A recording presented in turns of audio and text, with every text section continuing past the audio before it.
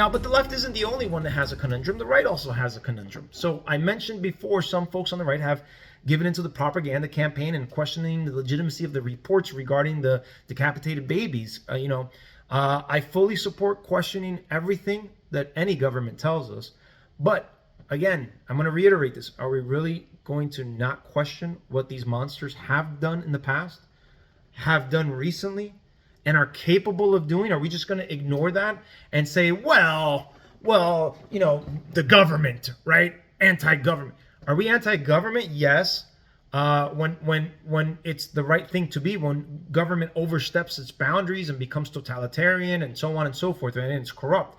Absolutely, we're against corrupt government, right? But we're also anti-terrorist. I mean, did we not have a 9/11? I'm baffled that in just 2 decades, or a little over 2 decades, we went from fighting terrorism, some of us, right? And I mean, all of us went from fighting terrorists to some of us now, as you can see, protesting and supporting terrorism. So it's just a head scratcher. But when it comes to, the right now at this point, it's the conundrum, and I'm part of it, right, is that we don't want to get into foreign wars. We don't want to get into military intervention abroad, right? We got enough problems of our own here in our own country. We need to focus. We need to stop focusing on the world and focusing on our country, right? We've criticized all parties for their ongoing and seemingly endless monetary support of Ukraine, given, right, the hardships that are going on in our own country that we're currently dealing with, right? Inflation, open borders, past American lives lost in the campaigns of the warmongering Bush administration, Bush Jr. administration, and those carried over into the Obama era, right? Those types of things have really caused us, specifically on the right, and I would think to a certain extent the left, but then the left flip-flops, right? Regarding our intervention, our military intervention overseas, right? Now, naturally, this is going to cause some scrutiny and criticism towards people like me who don't want to get involved in Ukraine, but change their position when it comes to Israel. And I did explain it on the prior video, but I'll get a little bit more into the weeds on this. But here is Ben Shapiro on with Piers Morgan, right? There is an interesting contradiction, I would argue, that a lot of conservatives in America, a lot of Republicans have, including a number of presidential candidates from Ron DeSantis to Trump and others, they have signaled that they would want to severely curtail, if not stop altogether, support for Ukraine. And yet Ukraine was invaded by Russia. A lot of people slaughtered, continue to be slaughtered. Is there not a contradiction there that these Republicans would be full square behind Israel when it happens to them, but not full square behind Ukraine? I mean, yes, there is a contradiction. It depends on sort of what is being said about Ukraine, and it runs the gamut. And some of the candidates that you've talked about have talked about ending aid completely to Ukraine. Some have talked about continuing aid to Ukraine and pursuing some sort of deal with the Russians that allows them to keep part of the Donbass and Crimea, which I think is a completely different story and is an actual off-ramp. But yes, anybody who is sympathetic to Russia in the Russia-Ukraine conflict, and then is sympathetic to Israel in this current conflict, that is a bizarre position to take. And again, I think that they're serious. America's a sovereign country. It has its own concerns that are not Israel's concerns, and it has its own concerns that are not Ukraine's concerns, and those don't always line up. But when it comes to a possible contradiction between a completely isolationist position on Ukraine and an interventionist position or a supportive position on Israel, of course, those things could clearly be in conflict. In my own position, by the way, for what it's worth, since as you know, Piers, I do this for a living, my own position on Ukraine has been that the United States should continue to supply Ukraine with the support necessary in order to preserve its government and to preserve its territory. And meanwhile, there need to be serious talks about what exactly an off-ramp looks like in Ukraine, because virtually no one has spelled out exactly what that looks like. And virtually no one believes at this point that Ukraine is going to be able to completely take back both the Donbass and the Crimea region. So I don't agree with Ben. I have a huge amount of respect for Ben. I don't agree with him with his ongoing support of Ukraine, obviously. And yes, there's a contradiction, but allow me to explain. My position does change when it comes to Israel for the two specific reasons, right, that I mentioned before. So for those of a Christian faith, we obviously have that connection with Jesus Christ, who is a Jew and was born in that land, right? So from that perspective, we want to preserve the land because the other side wants to destroy it, right? They want to destroy. Listen, I was up in Israel earlier this year, May, June. And let me tell you something. I have my grievances against the Catholic Church and Catholicism in general. But I'll be honest with you, if it were not for the Catholic Church in Israel, Jesus Christ would be completely erased, because obviously Jews don't really accept him. And Muslims, to the Muslims, they don't like him, which I don't understand why, because in the Quran he's a minor prophet, at least in their Quran, right? Maybe so. I don't really understand, but we actually went to this garden, and it was right. It was a preserved area, right next to Mount Golgotha, right, where Jesus Christ was crucified. And at the spot where Jesus was crucified, there's a bus stop that was built. I mean, I couldn't understand why. And so the lady, they bought this land, thankfully, and they preserved it, and it's been preserved throughout all this time. And again, I do believe that it's because of the Catholics' involvement in there. That was preserved. I don't know what denomination of Christianity this lady was, but just based on certain things that I saw, certain things that I heard, I'm drawing my own conclusions. So we have that, right? So now, from a military perspective, American lives were lost, and American lives are still being held hostage, right? This gives us skin in the game, which we did not have or do not have regarding Ukraine and Russia, right? Conflict. We can't allow fellow American citizens to be killed or kidnapped without fear of immediate retaliation and consequences towards anyone who dares or attempts to do such. If we do nothing, we give into the weakness that I talked about during my opening monologue, right? Like I said, I was there a couple months ago. Myself, my wife, my brother-in-law, my wife's best friend, who's like a sister-in-law to me, a bunch of church-going folks, right? We went with their church. I mean, if this attack happens 5 months earlier, that could very well be us, right? It could have been us. Either we would have been stuck in Jerusalem because we couldn't get out, or we could have been killed and kidnapped, because we did on 2 separate occasions go into non-Israeli controlled areas when we went into the city of Jericho and we went into the city of Bethlehem, right? And at a certain moment, right, you can see the difference, right? You can see the difference of area, location, et cetera, et cetera. So it's I know that if this had happened to me, I would either want my government to avenge my death or rescue me, right? So by that means alone, we really, should have our support towards Israel at this particular moment. And what that looks like, can be discussed, debated, right? But we can't just say, we can't take the same position that we take with Ukraine. I just don't see the same things, despite the religious connection or the faith-filled connections. I don't see the same scenario, right? We've got Americans there that need to be saved. So that's how I see that, and that's how I justify not a contradiction, but really a difference between the two, and at least I can articulate it. I think those college people, obviously, they can't articulate because they don't really know what the hell's going on. So not sure why these folks on the right seem to be dismissing, again, our American brothers and sisters that got caught up in this event innocently, right? But listen, as the war rages on and civilians on both sides of the aisle are impacted, the reality is a hard pill to swallow, and that's, as I mentioned earlier, Hamas has attacked Israel at least 6 times since it's come into power in the Gaza Strip. Israel has no more interest in war than Belgium does. In fact, Israel has never started a war. The only reason it ever goes to war is to defend itself. And it has to defend itself because, unlike Belgium, it is surrounded by countries and armed groups that want to destroy it. Discussions and ceasefires have been done previously, and yet Hamas continues to attack.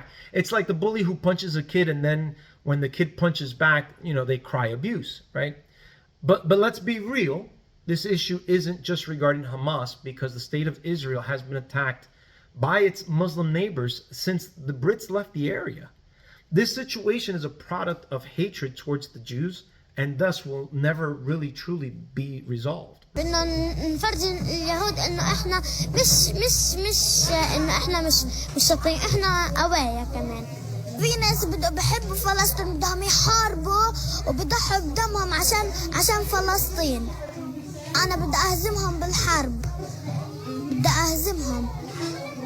بيعلمونا انه الاقصى النا والنا، يعني النا فلسطين والاراضي كلها النا، لانهم بسبب كذبهم وانتهاكاتهم انهم يقولون انه الهيكل تحت المسجد الاقصى، ولا مره انه يكون الهيكل تحت المسجد الاقصى. انا اقرا اليهود.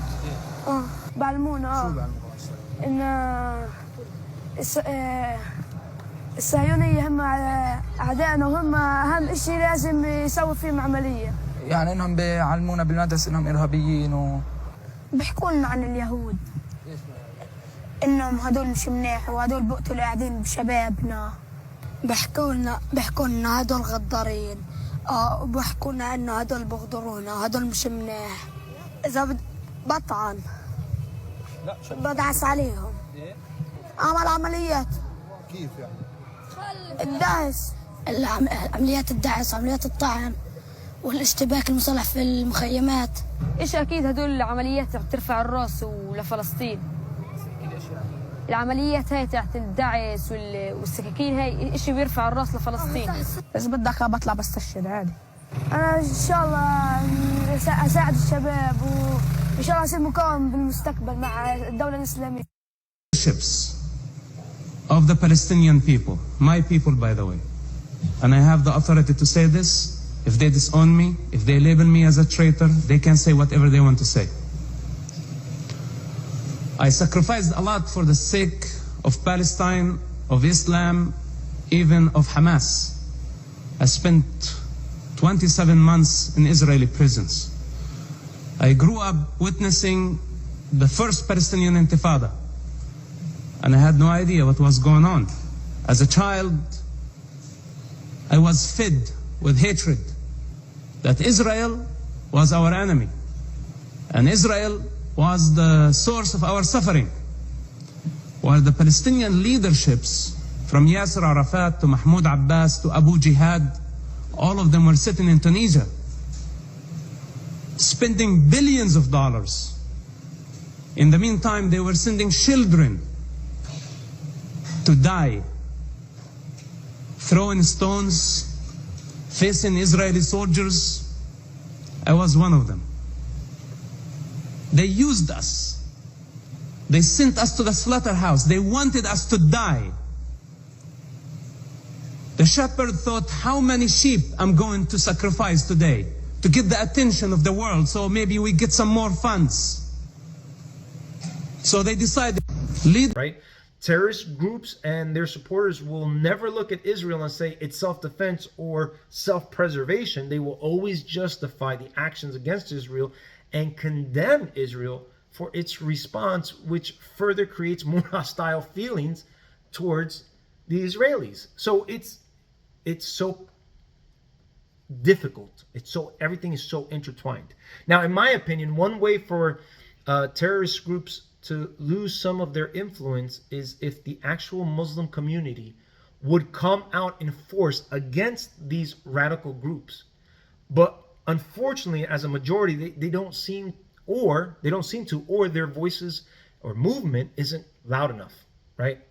Across the globe, thousands of pro-Palestinian protesters have been filling the streets from Seattle to New York to London and college campuses across the U.S. What's behind this anti-Israel sentiment? Here to react is Muslim scholar Dr. Kanta Ahmed. Good morning to you, Dr. Ahmed. Good morning. Good morning, Ainsley. Thanks for having me. Well, thank you for coming on. Yes, explain to us what's behind this. So certainly the Palestinian suffering is resonating deeply in the Muslim world, and people in democracies have the right to protest. What I'm concerned about is many of these protests are lending legitimacy to Hamas, because some of them openly claim to support Hamas. Some of the protests contain symbols of anti-Semitism, such as swastikas. Some of them have terrible expressions, from the river to the sea, which is a classic anti-Semitic phrase, meaning Palestine will reclaim all of the land of Israel and indicating erasure of Israel.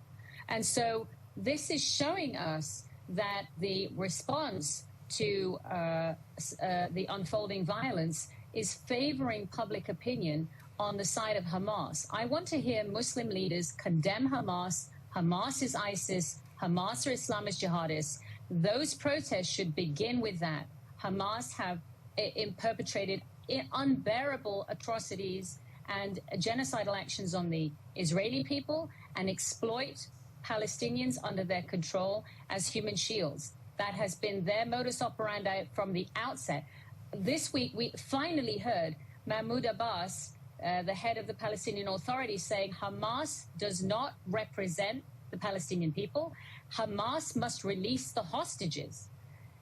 If you imagine that there was this response to the atrocities perpetrated by ISIS on Christians, Yazidis, Kurds, Muslims, the world would be in disbelief. But at the moment, this is looking like it's legitimate support for Hamas. And that's, every Muslim should divorce themselves from supporting Hamas. That's extremely important. Absolutely. What's scary is to hear Americans at a lot of these rallies say, never happened. They never raped the women. They never took hostages. They didn't kill the babies. Yes, this kind of denial, I've also heard this from inside some circles. It's extremely shocking. This is part of the war on information. Rather, when I hear some of the things being expressed by, regular Muslims, they sound more like sympathizers instead of condemners, right? They don't sound like they're condemning the actions of Hamas or Hezbollah or any other terroristic group, Al-Qaeda, ISIS, etc., right? ISIS might have been a different story because they were just brutal. They were killing everybody and everything, right? But they're just not condemning those loudly enough, right? And let's be real, the left has a loud voice. That's why our culture has been flipped upside down, because their voices are so loud. And I'm not saying that the majority of Muslims are leftists, right? I think the ones here just like the Jews, I think the ones here in America would more than likely be on the left as far as voting, even though, again, their views might be more on the conservative side. But so what's interesting is an independent poll from Pew a few years back broke down like the percentage of radical Muslim extremists against regular average. I couldn't find the article, so I can't post it. But based on what I can recall, about 20% roughly around there were extremists, like they believed in jihad, right? Blowing themselves up, et cetera, right? A little over 50% believe Sharia law would be the law of the land, or should be the law of the land. And, now based on things that I know about Sharia law, that's pretty extreme all in itself. But I don't want to muddy the waters, right? I want to stay focused on the terroristic aspect of this discussion. So you got 20% of 1.8 billion Muslims. That's a lot. That's a lot. And when you consider there's over 100 Islamic terrorist groups worldwide, that's a cause for alarm. So a recent article published last week by NPR, which is left-leaning show, right, shows that Palestinian support for Hamas was at 53% amongst the people in Gaza, and it's growing. So it's really, really difficult to separate Muslim terrorists from your regular Muslims when one side is very loud and the other side isn't. One can say perhaps they're afraid to say something for fear of their lives, and that makes perfect sense when you're living abroad. But what excuse do the Muslims living here in America have, or in Canada, or in Europe, or any of the westernized Christian predominant countries, right? They don't have fear of their lives there. They should be extremely vocal. All of the protests that we just finished seeing on the prior video, those should be protests if this community was really against these terroristic groups. Those are the types of protests that we should be seeing every time there's a terroristic attack. And the signs should be very clear. Like, based on what we're seeing, it's hard to separate, right? Which is why I say you got to go on a one-by-one case, right? But you've got, the group that are supporting Hamas, and maybe you've got the group that is not supporting Hamas, but just supporting Palestine, and they're being muddled together. Make the signs really clear. Peace for Israel and Palestine, and we condemn Hamas. Get Hamas out. That's what the sign should say, but we didn't see that. We saw Israel is the terrorist on one of those video clips, right? So it boggles my mind.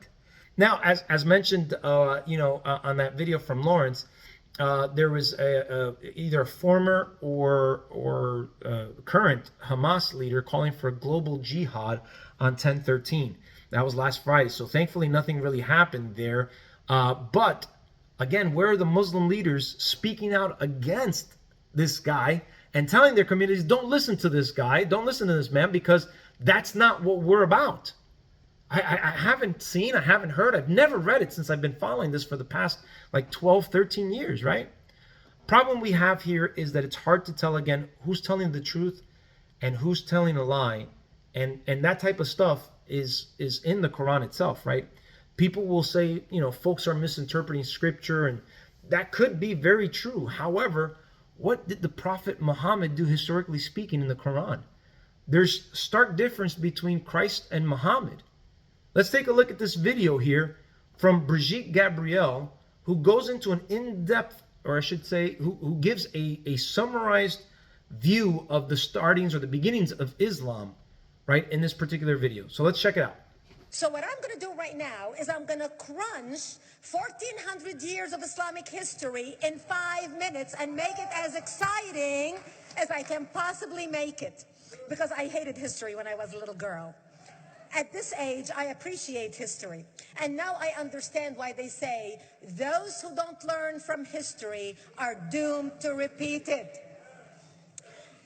In order for you to understand why Western civilization is very different than the Islamic world, you need to understand the history of Islam. When Prophet Muhammad supposedly revealed his revelation from the angel Gabriel that he is supposed to be the last of the prophets in the early 600s, he started preaching in his own city, Mecca. He tried to recruit friends and followers to be able to spread his religion. And he tried for 12 years and failed. And after 12 years, he was only able to recruit his immediate family and friends. So he decided, if I go to Medina, which was the Jewish hub of Arabia, the business hub where the Jews lived, if I go there and preach my religion to them, if they accept me, that will buy me respect and stature between my own people, and they will accept me.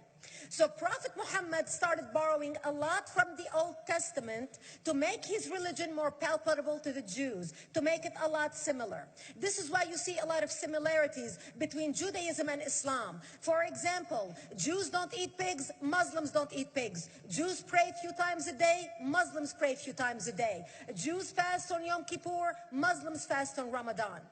And this is why you started seeing a lot of good writing in the beginning of the Quran when Prophet Muhammad was saying all the good things about the people of the book. He took his message and went to Medina trying to recruit the Jews, talking about the people of the book, talking about how similar the two religions are. When they refused to accept him and follow him as the last of the prophet, that's when he turned against them and started killing them and started expelling them. That's when Islam went from a spiritual movement for the first 12 years of Islam into a political movement cloaked in religion after the year of the Hijrah, after Muhammad went to Medina and the Jews did not accept him. He became a military warrior and declared war on them and started expelling them.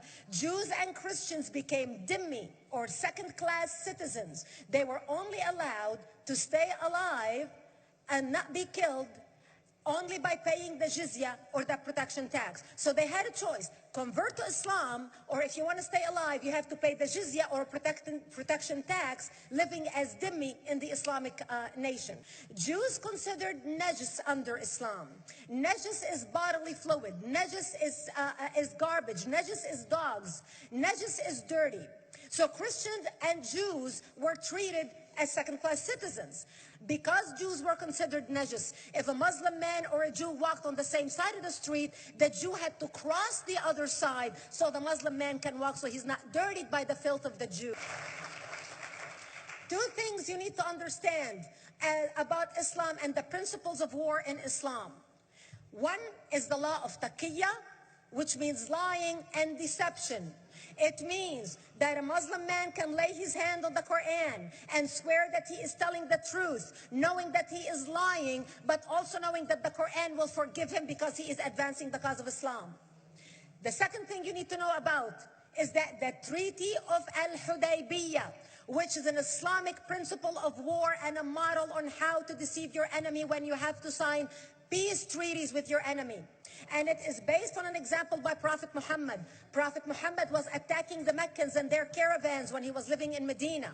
One day he attacked them because this is how he got the goodies. He would attack them, rob them, and spread the goodies among his men. And this is how he was able to recruit, because this is how people made money.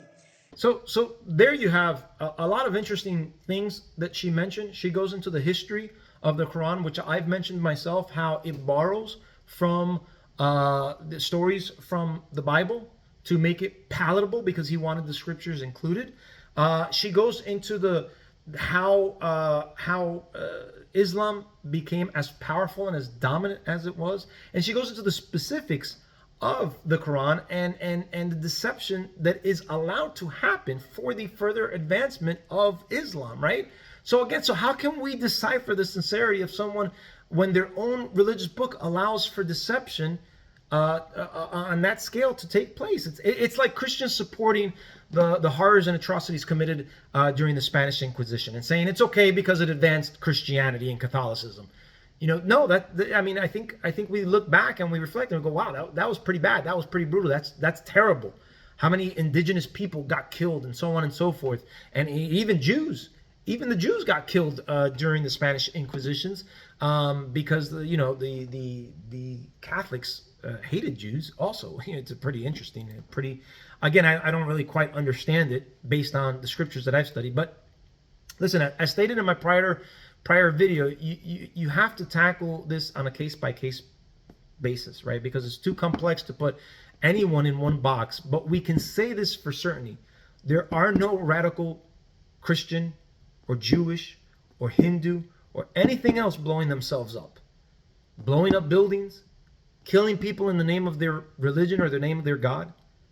And then sympathizers are going to throw up a smoke screen and will point to the KKK as a means to solidify their argument that you'll find extremists on in anything, right? Well, I'm confident that I can say that all denominations of Christianity would condemn and disavow and go against everything and anything that the KKK stands for, right?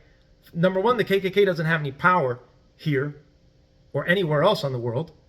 And when was the last time the KKK killed 3,000 people, 2,000 people, 1,000 people? When was the last time they strapped a bomb to themselves? I think you'd have to go back hundreds of years to find out the last time the KKK did anything significant, right? But again, you're not going to find any Christian group to either support it.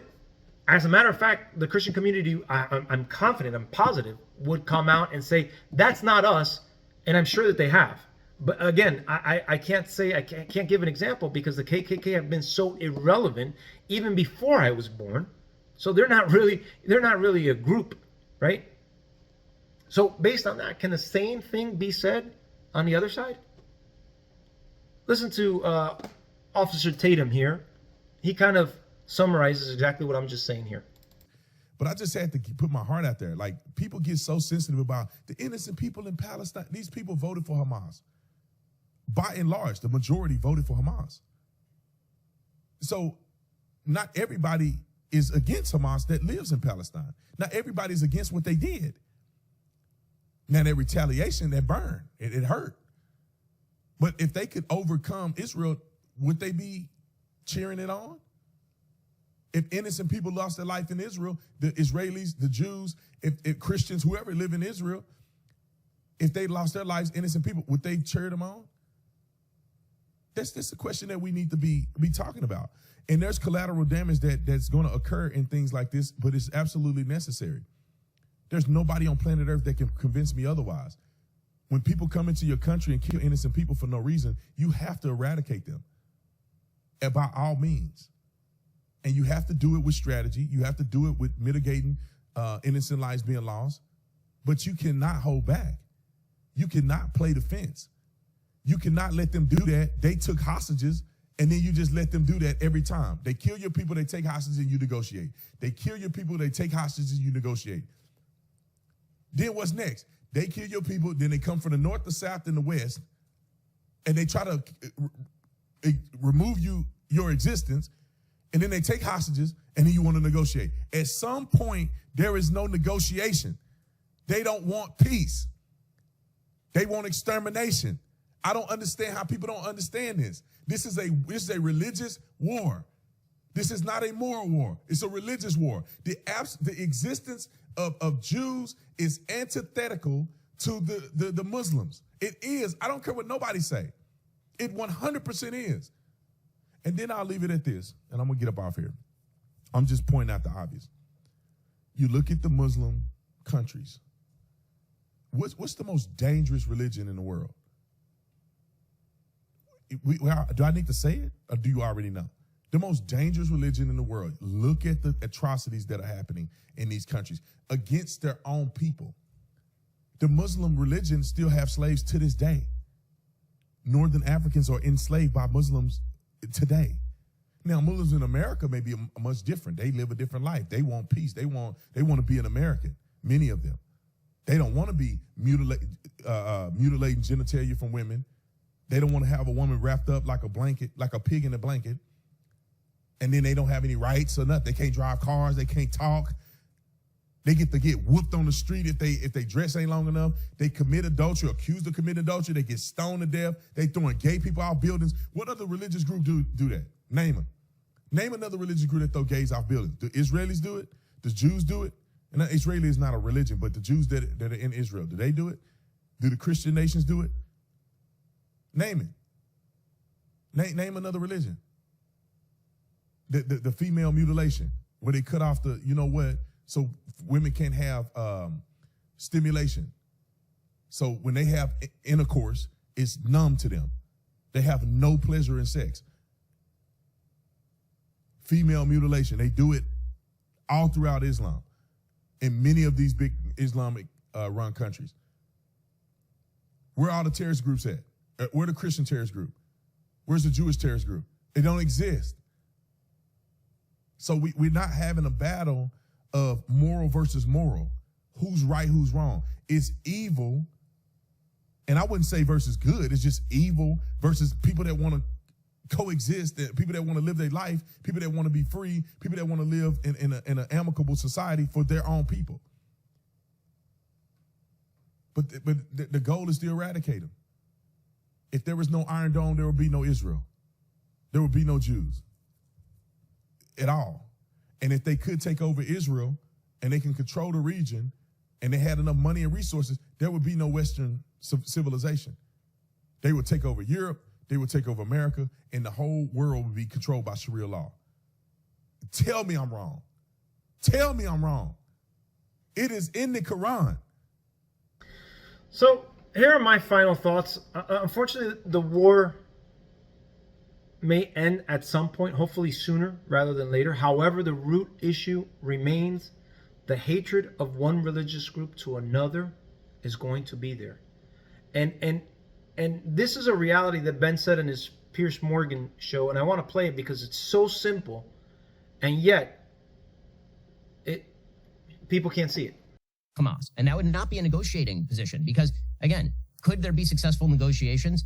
It depends on the partner. Right. I mean, the example that you're using is the best example of sides that are incredibly far apart coming together. But here we are talking about one side that, simple premise, if Israel put down all of its guns tomorrow, every Jew in the region would be slaughtered. If Hamas put down all of its guns tomorrow, Israel would leave the Gaza Strip alone. It is that simple.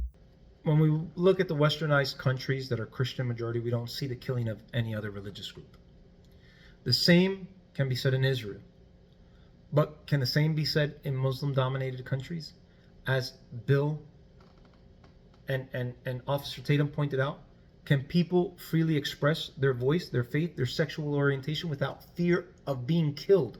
Not of being fired or being called something. I'm talking about their actual life, right? Beyond their life, their life. Are they free to express that in those countries? More than likely not. More than likely not. The ones that are deep Muslim, no. I think maybe you can make some exceptions for certain countries, and depending on the area, maybe Turkey might be one. I think more on the western side than on the eastern side, right? You know, there's maybe more tolerance for that stuff. But again, we don't know. We don't know. I know that in America, you could be whatever you want to be. Even if you want to be a cat, you could be a cat, right? Nobody's going to kill you for that. We might make fun of you. We might not go along with it, but you're not going to die, right? Same can be said for Israel. Same could be said in Europe. The same could be said in Latin countries, right? But over there, it's a different story. I'm unsure how far Israel is willing to go in this this time around, but unless there's an actual change, and I mean a change in the governing body of Hamas being taken out, either by force, out of power, however you want to say it, they need to leave, right?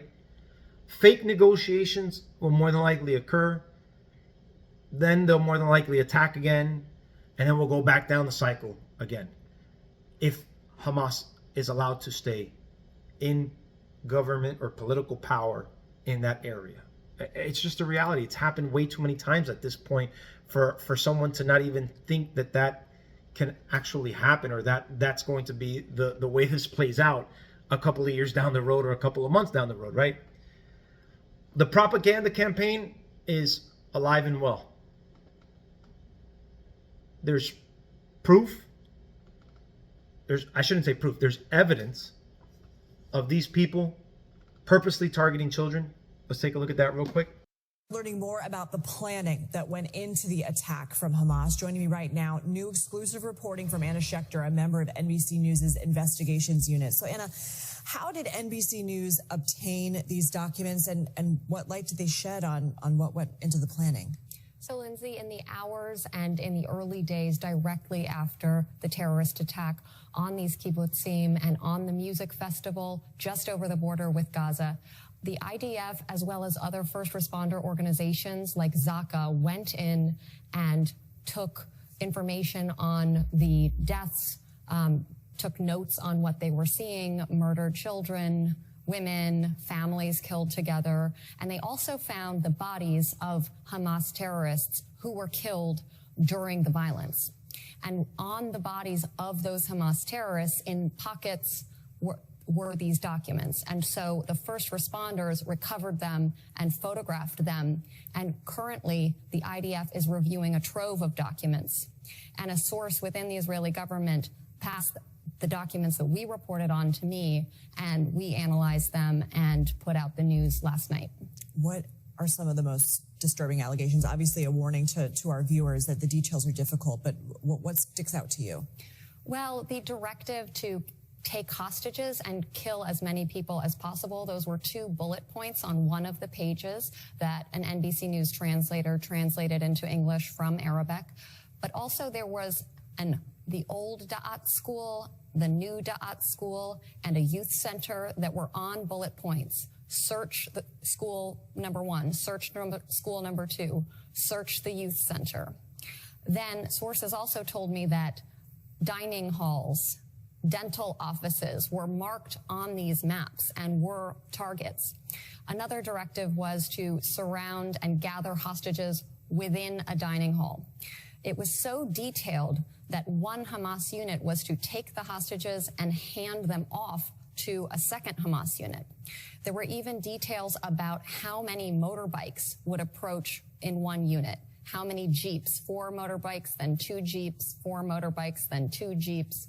So the detail is really unprecedented, and what my sources have told me is that this is unprecedented to find this detailed account and this intelligence on the bodies of the attackers. Just so brutal, just the details, just so emotional. I want to ask you, you have a new special report on NBCnews.com about the music festival that everybody's been hearing about, where people who were there, attendees who were able to escape with their lives, call themselves sitting ducks. They were just celebrating a music festival for a Jewish holiday, and Hamas came in and opened fire. We've seen a lot of the images, but this reporting is just incredible. What do you want people at home? And I encourage everybody to look at it when they have a chance and they're in the emotional headspace where they can. But what do you want people to take away from that detailed reporting? Well, from interviews with family members, interviews with survivors, and reviewing hours of footage put together, a compilation of everything that was put out on social media, this was an all-night party that Israelis called a nature party. And it was trance music. There were 3,000 people. And what people want to get out is that these people had nothing to do with politics, nothing to do with the military. This was about a big celebration that many of them had been looking forward to for months. And the fact that they were unarmed and were really just there dancing at an outdoor concert. And the brutality that's described, going bush to bush, tree to tree, shooting mostly young people who were there to just enjoy time and music with their friends.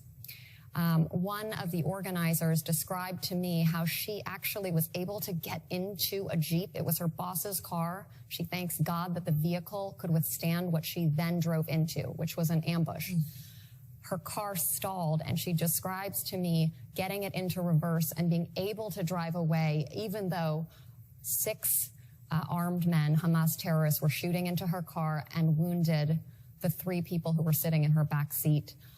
Thankfully, they all survived, but were taken to the hospital. As you can see by that report, they found documents showing that they had targets on their maps where they were specifically targeting children, but their propaganda is not going to stop there.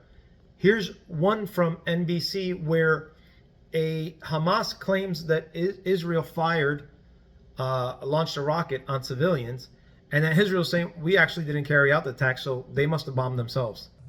Palestinians have been reluctant to leave northern Gaza because they're afraid they'll get bombed on the roads. After 70 Palestinians were killed Friday when medical officials say an Israeli airstrike hit a convoy of civilians. The Israeli military today said it didn't carry out the strike and accused Hamas of planting a bomb in the road to frighten civilians in northern Gaza to stay so they can be human shields. The attack was not conducted by the IDF, and it appears that Hamas once again has sacrificed the people of Gaza for its diabolical aims. The Israeli military released an image of what it says is a Hamas roadblock. Many in Gaza do not support Hamas, but people appear to be rallying around the group as Israeli airstrikes kill the militants and civilians around them. In addition to the propaganda, we have political correctness, right? The political correctness that unfortunately was flamed and fueled by Obama is alive and well in today's section. Going back to the Piers Morgan and Ben Shapiro, check out some of these headlines that got changed due to political correctness.